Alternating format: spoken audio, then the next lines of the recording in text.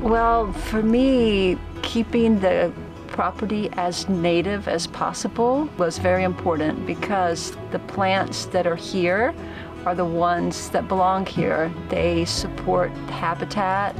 They grow here without soil amendments, without excessive water. And so I felt like this was almost like a restoration ecology project to protect the land and keep it as native as possible. My name is David Hertel. And I'm Yvonne. So we're married and we've been living here full-time in Joshua Tree since 2018.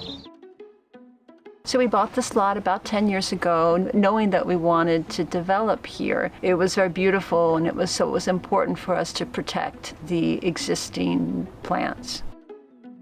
One thing we did is we worked with our contractor to protect plants with fencing, and we made sure he educated his crew to not disturb anything. And the few plants we did have to move, we transplanted right away, and those plants are still doing well. Some of the natives we were able to preserve are hundreds of years old, and it was really important for us to save them because they were here first. The time that you invest up front in protecting these plants pays back in dividends because it will make a big difference in your landscape later.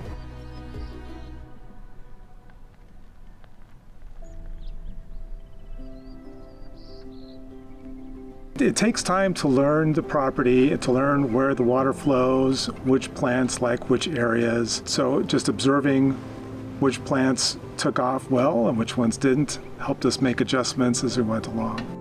When we see a new seedling come up, we will protect that with some kind of cages so that it can reach maturity. What I've noticed is the plants that come up naturally actually grow faster. They thrive and then they reseed, and those seedlings thrive. Almost all of our small plants are hand watered almost every day, then we go to every other day, down to once a week as they mature. It's better to water less frequently, but let the water run slowly onto the plant for a long time. Then it soaks down, and that encourages the roots to grow deeper, so then you need to water them less. We place a lot of importance on weeding and doing brush clearance under the power lines because one time a power line fell and started a fire, and fortunately it was right on top of a Troya plant, which was able to snuff out the fire just with the moisture in the plant. It's probably a good idea for all of us to look at power lines on our properties and make sure that there's not highly flammable material right underneath them.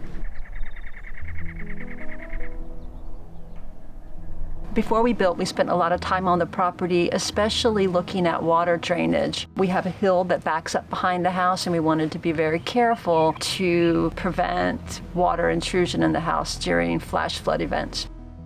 Part of the design of the house is to have a cantilevered front deck so that the water draining off the hill can find a clear path around the house without disturbing anything.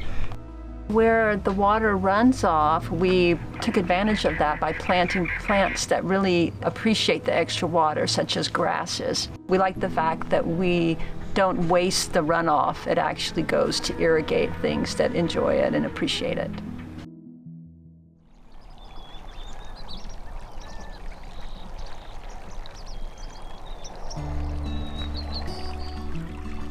We wanted a fountain that animals could drink from safely, so we wanted it low to the ground. We wanted it recirculating with a deep water reservoir. We shopped many places trying to find the right thing and never could. So I asked David to design something that would work for our situation. I was able to adapt a raised bed planter and turn it into a fountain with a basin in the middle that keeps the water exposed in the middle, but with safe walking for the animals.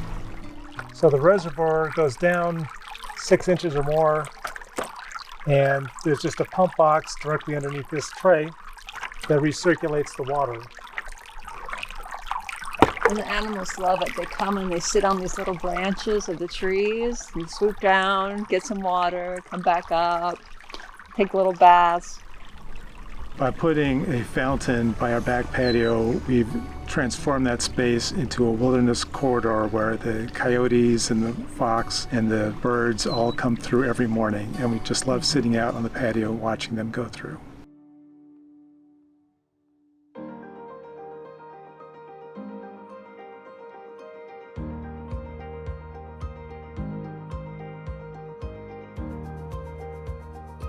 I'm a gardener and I am a native plant advocate for many years, and every year I appreciate them more, what they bring. And so yes, this is definitely a passion of mine.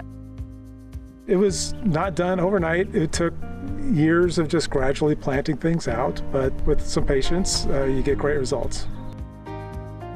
Oh, I think we complement each other well, and we have no arguments at all about the garden. We just do what needs to be done, and we both enjoy the results. Yes. Every day when I pull into the driveway, I look up this land, these rocks, these trees, and I just love it. It's like the most beautiful place in the world to me.